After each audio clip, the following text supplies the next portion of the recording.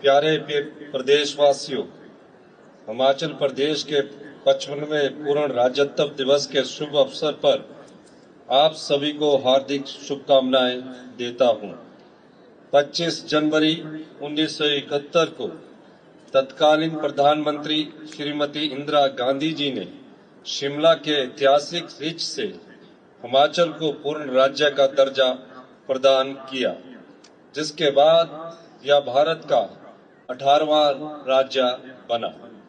हिमाचल प्रदेश को पूर्ण राज्य का दर्जा दिलाने में सभी प्रदेशवासियों का भरपूर सहयोग और योगदान रहा।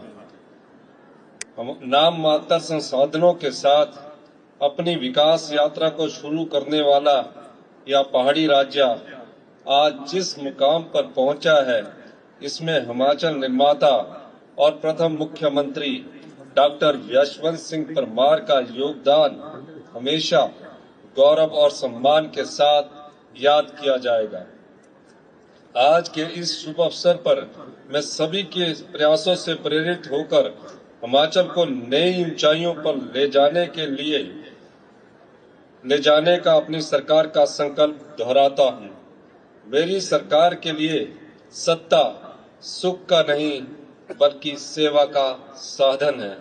पिछले 2 वर्षों में हमने एक ओर जहां हिमाचल को आत्मनिर्भर और सबसे समृद्धशाली राज्य बनाने की दिशा में समर्पित प्रयास किए हैं, वहीं राजनीतिक और आर्थिक चुनौतियों के साथ साथ इतिहास की सबसे बड़ी प्राकृतिक आपदा का भी मजबूती के साथ सामना किया।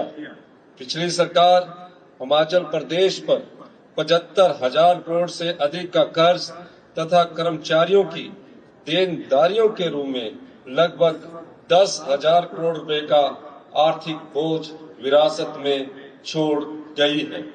भाजपा सरकार के खराब वित्तीय प्रबंधन के कारण आज हिमाचल को कर्ज का मूल और ब्याज चुकाने के लिए भी कर्ज लेना पड़ रहा है, लेकिन लोन को लेकर कोई भी राज्य अपना गुजारा नहीं कर सकता। इसलिए हम अपने संसाधन जुटाने पर ध्यान केंद्रित कर रहे हैं।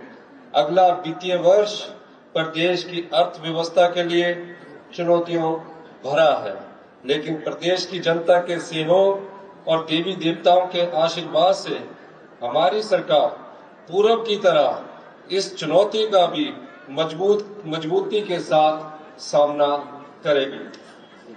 वित्त वर्ष 2021-22 में जब भाजपा की सरकार थी, तब प्रदेश को 10,249 करोड़ रुपए की रेवेन्यू डेफिसिट ग्रांट केंद्र से मिलती थी। 2022-23 में यह ग्रांट 9,377 करोड़ रुपया रहेगी और इस साल इस ग्रांट में कटौती कर इसे 6,258 करोड़ रुपया कर दिया गया और अगले वित्तीय वर्ष में इसे 3,257 करोड़ रुपए तक सीमित कर दिया है। फिर भी हम सीमित संसाधनों के साथ हिमाचल प्रदेश को विकास के पथ पर आगे ले जाने के लिए वचनबद्ध है। आज से 4 साल पहले पिछली सरकार के समय जो 10,249 करोड़ रुपए की ग्रांट थी, उसे अगले साल के लिए 3,257 करोड़ रुपए करने का मतलब है कि विकास कार्यों के लिए 6,952 करोड़ रुपए कम कर दिए हैं। इतना ही नहीं, केंद्र सरकार ने पोस्ट डिजास्टर नीड असेसमेंट का 9,042 करोड़ रुपया भी अभी तक नहीं दिया है। यह पैसा प्रदेश को वर्ष 2023 में आई आपदा के कारण हुए नुकसान के लिए दिया जाना है। इसकी रिकमेंडेशन भारत सरकार की टीम ने ही की है, लेकिन अभी तक यह पैसा नहीं मिला है। आज हिमाचल प्रदेश के पूर्ण राज्यत्व दिवस के अवसर पर मैं आपको हिमाचल के साथ किए जा रहे अन्याय के बारे में बताना चाहता हूं। मैं यह भी बताना चाहता हूं कि हम इस अन्याय को सहन नहीं करेंगे और अपना हक लेकर रहेंगे। हमने रुके हुए विकास कार्यों को फिर से चलाने के लिए लोन लेने का फैसला लिया, क्योंकि विकास कार्यों को रोका जाना गलत है। हमारी सरकार को बने हुए अभी 2 साल हुए हैं, लेकिन परिस्थिति यह है कि पुराने लोन के मूलधन और ब्याज को चुकाने के लिए भी लोन लेना पड़ रहा है। हमने पिछले 2 वित्तीय वर्षों में अब तक 30,080 करोड़ रुपए का लोन लिया है, जिसमें से 18,854 करोड़ रुपया 18,854 करोड़ रुपया, जो कि इस लोन का लगभग 63% है, पिछली सरकार द्वारा लिए गए लोन के मूलधन और उस पर ब्याज को वापस करने में ही देना पड़ा। लेकिन हमने राज्य के अपने संसाधनों को बढ़ाने की भी बात की है, जो कि 1971 में हिमाचल के पूर्ण राज्य बनने के बाद से अब तक किसी सरकार ने नहीं किया। हमने excise policy, tourism policy, power policy, mining policy में जरूरी बदलाव करके 2200 करोड़ रुपए से अधिक की एक्स्ट्रा इनकम अर्जित की है, जो प्रदेश के इतिहास में पहली बार हुआ है। हमने हिमाचल को देश का सबसे समृद्धशाली राज्य बनाने का लक्ष्य रखा है और हम उसी रास्ते पर बढ़ रहे हैं। जिन नीतियों में पिछले 54 साल में कोई बदलाव नहीं हुआ, उनको हम बदल रहे हैं। जो कानून प्रदेश के विकास को 50 साल से रोक रहे हैं, उनको भी हमने बदल दिया है और नया हिमाचल, जो कि ग्रीन और समृद्ध हिमाचल होगा, उसकी ओर आगे बढ़ रहे हैं। लेकिन यह दुख की बात है कि पिछली सरकार ने हिमाचल प्रदेश की आमदनी बढ़ाने के बारे में कुछ भी नहीं सोचा। हमारी सरकार ने हिमाचल की तस्वीर को व्यवस्था परिवर्तन के माध्यम से बदलने का बड़ा काम शुरू किया है। प्रदेश के हित में पहली बार सरकार ने ऐसे फैसले लिए हैं जिनको आने वाले समय में हिमाचल प्रदेश को देश का सबसे समृद्धशाली राज्य बनाने की दिशा में एक बड़ी पहल के रूप में देखा जाना चाहिए। हमने पिछली सरकार के समय में फैल रहे माफियावाद पर चोट की है। पिछली सरकार के कार्यकाल में भर्तियों का घोटाला हुआ, खनन माफिया और शराब माफिया काम कर रहा था तथा इन्वेस्टमेंट के नाम पर पावर सेक्टर और टूरिज्म सेक्टर में प्रदेश के हित बेचे जा रहे थे। हमने शराब के ठेकों को हर साल एक्सटेंड करने की प्रथा को बदल दिया। हमने ठेकों की नीलामी शुरू की, जिससे प्रदेश को पिछले साल 485 करोड़ रुपए की अतिरिक्त आमदनी हुई। हमारी सरकार ने वर्षों के बाद आबकारी नीति में बदलाव किया, जिससे 2,631 करोड़ रुपए का राजस्व अर्जित किया। हमने मिल्क सेस से 145 करोड़ रुपए कमाए हैं। हमने प्रदेश की हितों की अदालतों में भी पूरी मजबूती के साथ पैरवी की, जिसकी बदौलत कई मामलों में निर्णय हिमाचल के पक्ष में आया है। हम विकसित हिमाचल की जो तस्वीर बना रहे हैं, उसका मजबूत ढांचा ग्रामीण अर्थव्यवस्था पर खड़ा होगा। दूध, प्राकृतिक खेती, कृषि, बागवानी, मछली पालन, ग्रामीण अर्थव्यवस्था को मजबूत करके हम गांव के स्तर पर रोजगार, स्वरोजगार प्रदान करने के अवसर पैदा कर रहे हैं। हमारी सरकार का संकल्प है कि हम तकनीक, हरित ऊर्जा और पर्यटन पर आधारित रोजगार के अवसर उपलब्ध करवाएंगे। हम प्रदेश में औद्योगिक विकास को नई ऊंचाइयों पर ले जाने के लिए ठोस कदम उठा रहे हैं। प्रदेश में 443 से अधिक औद्योगिक प्रस्तावों को मंजूरी दी गई है, जिनसे करोड़ों का पूंजी निवेश और हजारों रोजगार के अवसर सृजित होंगे। सीमित संसाधनों के बावजूद प्रदेश में साल 2023 में आई अभूतपूर्व प्राकृतिक आपदा से उबरने के लिए हमारी सरकार ने सीमित संसाधनों के बावजूद प्रभावित परिवारों को 4500 करोड़ रुपए का विशेष राहत पैकेज दिया। विधानसभा चुनाव के दौरान हमने लोगों से किए 10 वायदों में से 6 को पूरा कर दिया गया है। मंत्रिमंडल की पहली ही बैठक में पुरानी पेंशन बहाल करने का निर्णय लिया गया, जिससे प्रदेश के 1,36,000 सरकारी कर्मचारियों को लाभ मिला है। ओपीएस बहाल करने वाला हिमाचल प्रदेश पहला राज्य बना है। प्रदेश में 7,355 से अधिक सेवानिवृत्त कर्मचारियों को ओपीएस के अंतर्गत पेंशन मिलनी आरंभ हो गई है।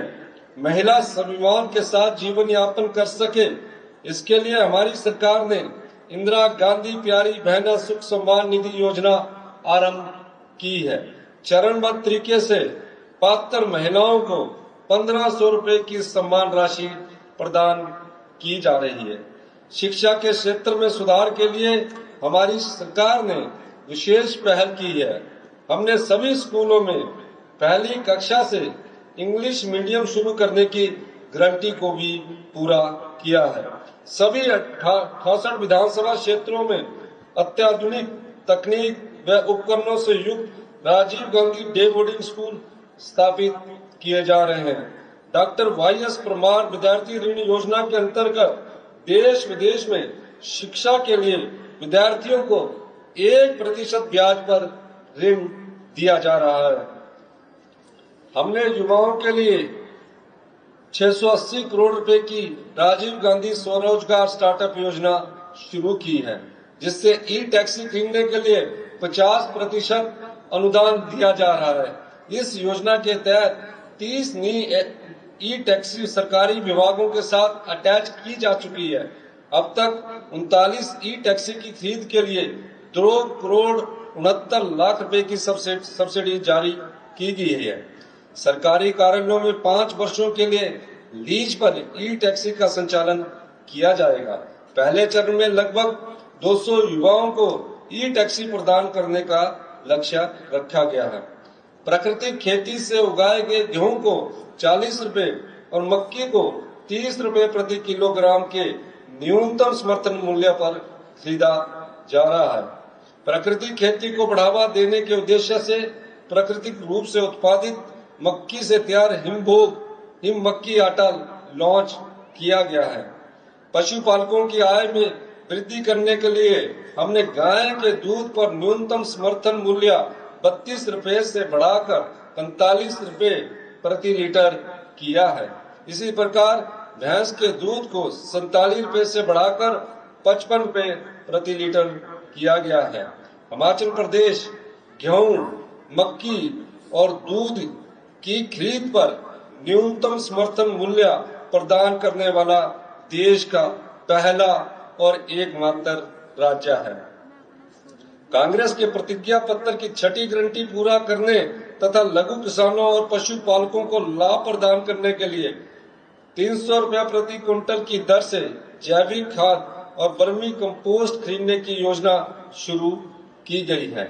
विधवा, बेसहारा, तलाकशुदा महिलाओं और दिव्यांग माता पिता के बच्चों को मुफ्त शिक्षा और स्वास्थ्य लाभ सहित अन्य सुविधा प्रदान करने के उद्देश्य से राज्य में इंदिरा गांधी सुख शिक्षा योजना शुरू की गई है। योजना के अंतर्गत 5,145 लाभार्थियों को 1 करोड़ 38 लाख रुपए दिए जा चुके हैं। राज्य सरकार ने बागवानी क्षेत्र को विस्तार करने के लिए 1,292 करोड़ रुपए की एचपी शिवा परियोजना शुरू की है, जिससे 6,000 हेक्टेयर क्षेत्र में अमरूद, संतरे, लीची और प्लम जैसे फलों की खेती को बढ़ावा प्रदान कर 15,000 किसान परिवारों को प्रत्यक्ष रूप से लाभान्वित किया जाएगा। हाल ही में मैंने अपने निजी आवास पर लगे सभी बिजली मीटरों पर मिलने वाली सब्सिडी छोड़ने का फैसला लिया है। मैंने प्रदेश के सभी साधन संपन्न लोगों से अपील की है और आज भी मैं अपील करता हूं कि वह भी प्रदेश के विकास के लिए सब्सिडी को स्वेच्छा से छोड़ दे। मैं उन 2000 व्यक्तियों का धन्यवाद करना चाहता हूँ जिन्होंने स्वेच्छा से बिजली पर मिलने वाली सब्सिडी छोड़ दी गई है। ग्रामीण आर्थिकी को मजबूत बनाने के लिए प्रदेश सरकार गंभीर प्रयास कर रही है। शिमला जिला के दत्तनगर में 50,000 लीटर प्रतिदिन क्षमता का मिल्क प्रोसेसिंग प्लांट आरंभ किया गया है।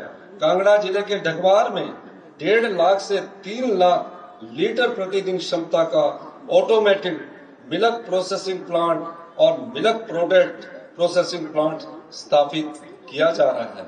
इसी प्रकार कुल्लू, नाहन, नालागढ़, उन्ना और हमीरपुर में भी आधुनिक तकनीक से लैस 50-50 हजार लीटर प्रतिदिन क्षमता के ऑटोमेटेड मिल्क प्रोसेसिंग प्लांट स्थापित किए जाएंगे।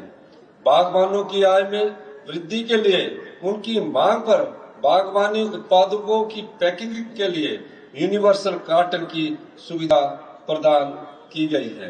मंडी मध्यस्थता योजना के अंतर्गत सेब, आम, किन्नू, माल्टा, संतरा, गलगल और नींबू के समर्थन मूल्य में ऐतिहासिक वृद्धि की गई है। पिछली सरकार के लंबित 90 करोड़ सहित सेब उत्पादकों की सभी देनदारियों के भुगतान के लिए 153 करोड़ रुपया जारी किए गए हैं। हमारी सरकार ने मनरेगा दिहाड़ी में 60 रुपए की ऐतिहासिक वृद्धि कर इसे 240 से बढ़ाकर 300 रुपया किया है। समाज के संवेदनशील वर्गों के अधिक से अधिक लोगों को लाभान्वित करने के लिए बीपीएल परिवार की सूची में संशोधन करने का निर्णय लिया गया है। 1 अप्रैल 2025 से नया सर्वे शुरू किया जाएगा तथा बीपीएल परिवार का सत्यापन एसडीएम की जिम्मेवारी होगी। प्रदेश के बहुमूल्य पर्यावरण के संरक्षण के लिए क्रांतिकारी कदम उठाते हुए हमने 31 मार्च 2026 तक हिमाचल को हरित ऊर्जा राज्य बनाने का लक्ष्य रखा है। प्रदेश में 6 ग्रीन कॉरिडोर स्थापित किए जा चुके हैं। इन कॉरिडोर्स पर 23 पेट्रोल पंपों पर ईवी चार्जिंग स्टेशन बनाए गए हैं। साथ ही प्रदेश के 21 निजी होटलों में भी ईवी चार्जिंग की सुविधा प्रदान कर दी गई है। इसके अलावा 46 स्थानों पर ईवी चार्जिंग स्टेशन लगाने की प्रक्रिया जारी है। जिला चंबा में प्रदेश के पहले ग्रीन हाइड्रोजन मोबिलिटी स्टेशन का निर्माण किया जा रहा है। सोलन जिले के नालागढ़ में 1 मेगावाट की ग्रीन हाइड्रोजन परियोजना स्थापित की जा रही है। दिसंबर 2028 तक प्रदेश में 500 मेगावाट सौर ऊर्जा दोहन का लक्ष्य रखा गया है। ऊना जिले के पेखू ब्याला में 32 मेगावाट सौर ऊर्जा परियोजना रिकॉर्ड समय में तैयार कर जनता को समर्पित की गई है। इलेक्ट्रिकल बसें खरीदने के लिए 327 करोड़ रुपया जारी किए गए हैं। प्रदेश के सरकारी स्कूलों में गुणवत्ता लाने और विद्यार्थियों को बेहतर सुविधा प्रदान करने के उद्देश्य से हमारी सरकार ने स्कूलों के क्लस्टर बनाए हैं। 10वीं और 12वीं कक्षा के 10,552 मेधावी छात्रों को टैबलेट प्रदान किए गए हैं। शिक्षा के स्तर में सुधार लाने के लिए अध्यापकों को विदेश में एक्सपोजर विजिट पर भेजा गया है। आने वाले समय में हम गांव के पढ़ने वाले स्कूल के बच्चों को, मेधावी बच्चों को भी एक्सपोजर विजिट पर भेजेंगे। प्रदेश में 69 आदर्श स्वास्थ्य संस्थान बनाए जा रहे हैं। इनमें से 49 आदर्श स्वास्थ्य संस्थानों में 6 विशेषज्ञ चिकित्सक तैनात किए गए हैं। कैंसर मरीजों को इलाज के साथ साथ 42 प्रकार की दवाएं मुफ्त प्रदान की जा रही है।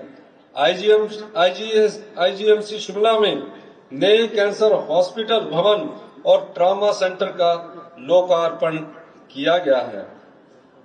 हमीरपुर में कैंसर का उत्कृष्टता केंद्र सेंटर ऑफ एक्सीलेंस स्थापित किया जा रहा है।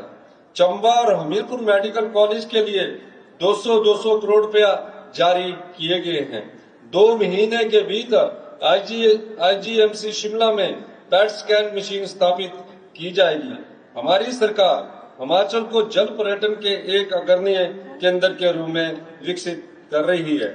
गोविंद सागर सहित अन्य जलाशयों में पहली बार cruise, shikara, house boat, jet ski, hi tech motor boat और वाटर स्कूटर सहित आधुनिक सुविधाएं विकसित की जा रही है। जब से हमारी सरकार ने कांगड़ा को टूरिज्म कैपिटल घोषित किया है, तभी से हम पूरी शिद्दत के साथ योजनाओं को धरातल पर उतारने में जुटे हैं। आर्थिक चुनौतियों के बावजूद हमारी सरकार कांगड़ा के विकास में कोई कमी नहीं छोड़ रही है। हम धर्मशाला के तपोवन में देश का सबसे बड़ा कन्वेंशन सेंटर 150 करोड़ रुपए की लागत से बनाने जा रहे हैं। हमारी सरकार नगरोटा बगोवा में 150 करोड़ की लागत से वेलनेस सेंटर बनाएगी। धर्मशाला के स्को में 34 करोड़ की लागत से ऑल वेदर आइस और रोलर स्केटिंग रिंक बनाया जा रहा है।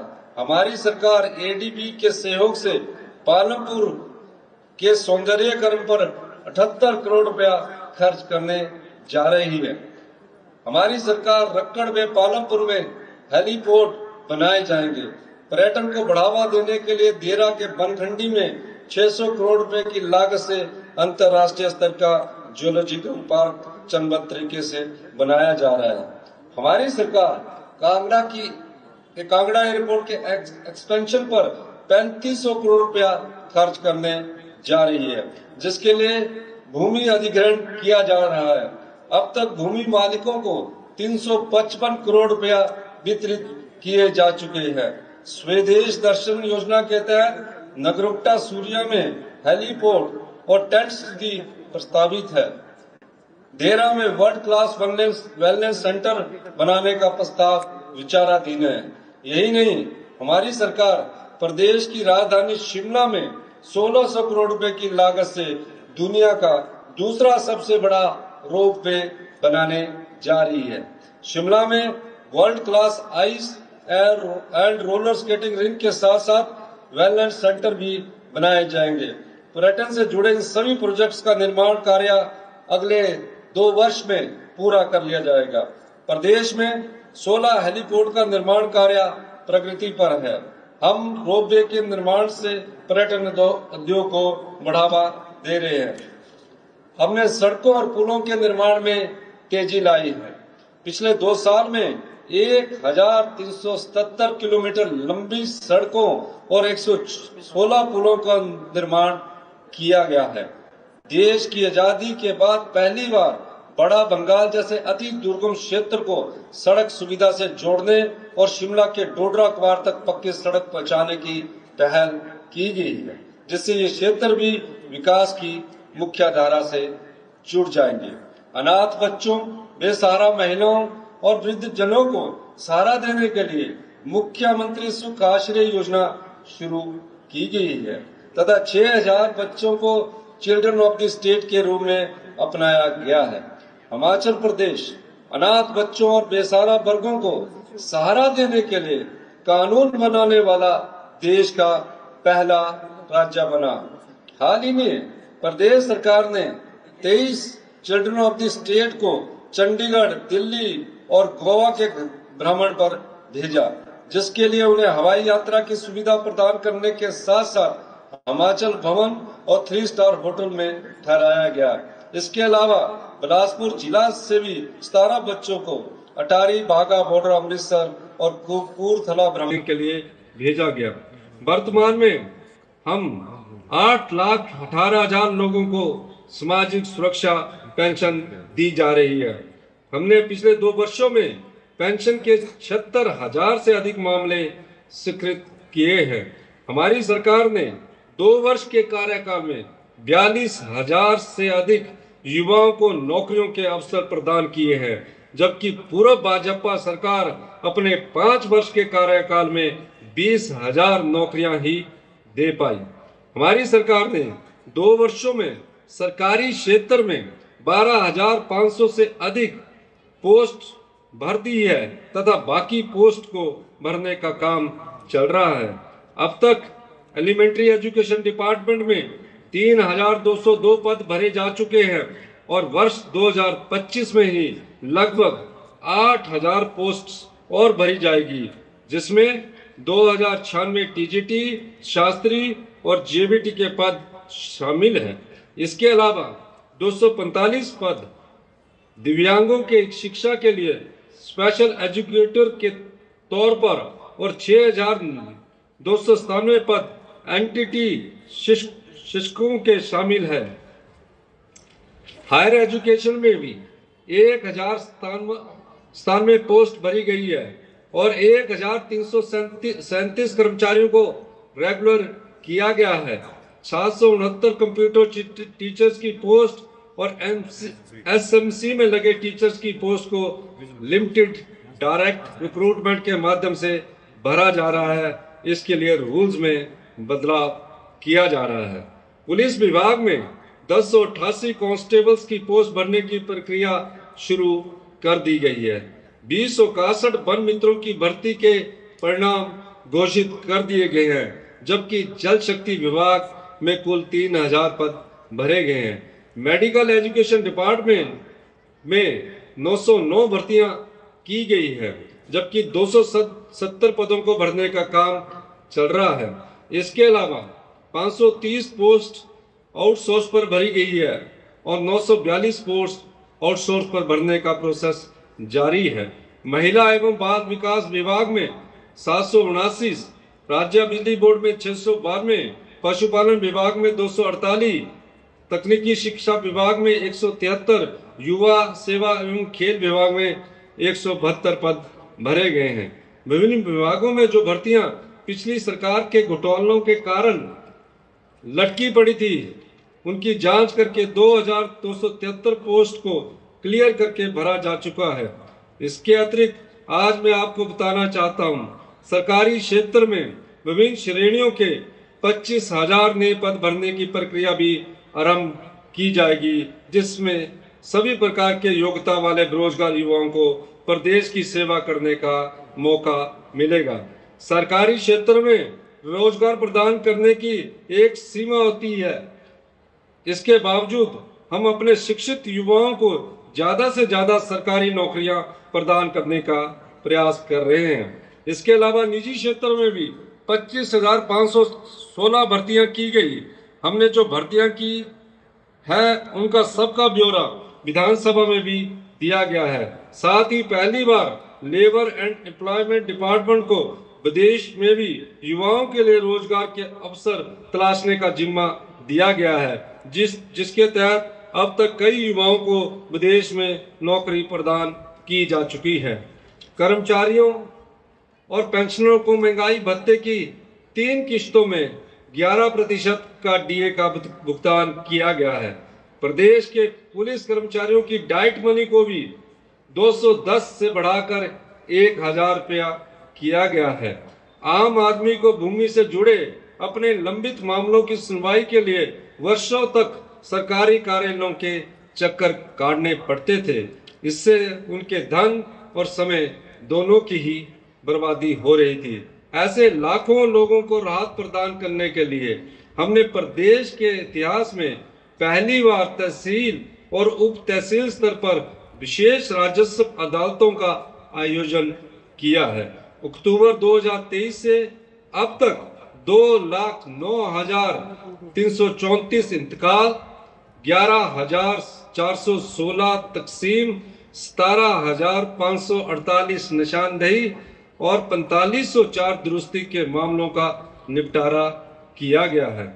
हमारी सरकार ने खेल प्रतिभाओं को प्रोत्साहित करने के लिए राष्ट्रीय और अंतर्राष्ट्रीय खेल प्रतियोगिताओं के विजेता खिलाड़ियों की पुरस्कार राशि में उल्लेखनीय वृद्धि की है, जिसके तहत ओलंपिक्स, शीतकालीन ओलंपिक्स और पैरालंपिक्स में स्वर्ण पदक जीतने वाले खिलाड़ियों की पुरस्कार राशि 3 करोड़ से बढ़ाकर 5 करोड़ रुपया, रजत पदक विजेताओं की इनामी राशि 2 करोड़ से बढ़ाकर 3 करोड़ रुपया तथा कांस्य पदक विजेताओं को मिलने वाली राशि 1 करोड़ रुपए से बढ़ाकर 2 करोड़ रुपया किया गया है।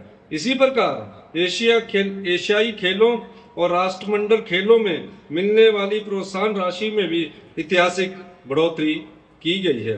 हाल ही में प्रदेश के 21 अंतर्राष्ट्रीय पदक विजेताओं को 14 करोड़ 77 लाख रुपए की इनाम राशि प्रदान की गई है। उन्ना के निषाद कुमार को पेरिस और टोक्यो पैरालंपिक्स में सिल्वर मेडल जीतने के लिए 7 करोड़ 80 लाख रुपए प्रदान किए गए हैं।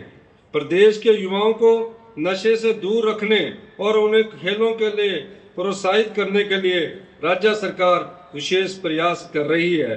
हमारी सरकार ने अंडर 17 और अंडर 19 की राज्य स्तरीय प्रतियोगिताओं के लिए मिलने वाली 150 रुपए की डाइट मनी को बढ़ाकर 400 रुपया तथा राष्ट्रीय प्रतियोगिताओं के लिए मिलने वाली 250 रुपए डाइट मनी को बढ़ाकर 400 किया गया है।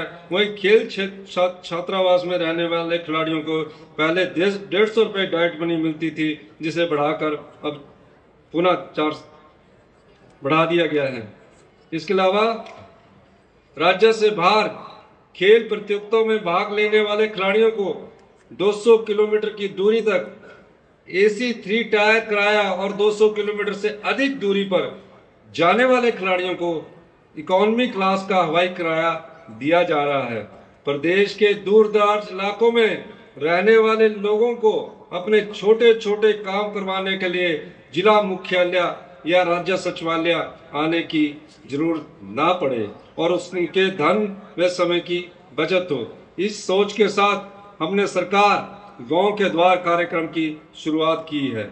मैं खुद दुर्गम क्षेत्र डोडरा क्वार और कुपवी के गांव में गया और लोगों की समस्याओं का समाधान करने के लिए वहां रात्रि ठहराव किया। डोडरा क्वार क्षेत्र में सड़कों के नेटवर्क को बेहतर बनाने और सभी कच्ची सड़कों को पक्का करने के प्रयास जारी है। क्षेत्र की 12 किलोमीटर लंबी पडार सड़क का निर्माण प्राथमिकता पर किया जाएगा। क्वार में SDM कार्यालय से सिविल हॉस्पिटल तक सड़क पक्का करने का काम भी शुरू किया गया है।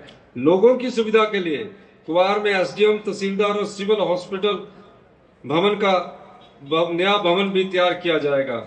शिमला जिला के क्षेत्र कुपवी का भी मैंने दौरा किया और इंदिरा गांधी प्यारी बहना सुख सम्मान निधि योजना के अंतर्गत क्षेत्र की 2171 महिलाओं को सम्मान राशि वितरित की गई।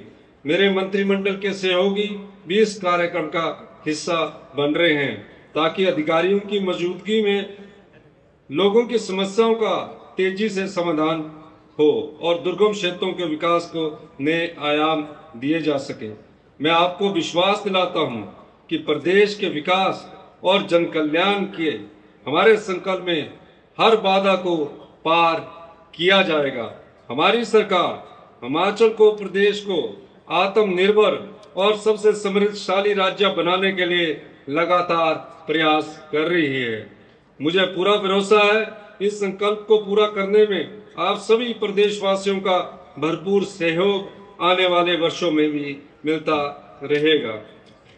75 साल के इतिहास में पहली बार बैजनाथ में पूर्ण राज्यत्व दिवस मनाया जा रहा है।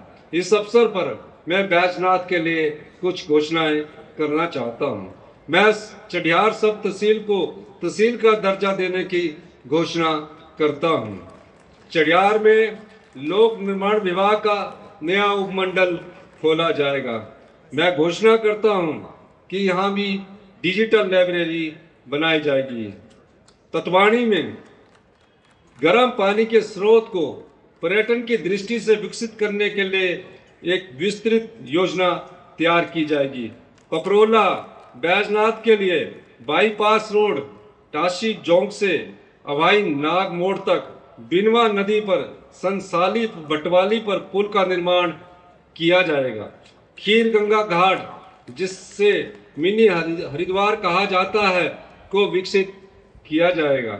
मैं घोषणा करता हूं कि इंदिरा गांधी स्टेडियम बैजनाथ के सौंदर्यीकरण के लिए पर्याप्त धन उपलब्ध करवाया जाएगा। मैं संसार में प्राइमरी हेल्थ सेंटर खोलने की घोषणा करता हूं।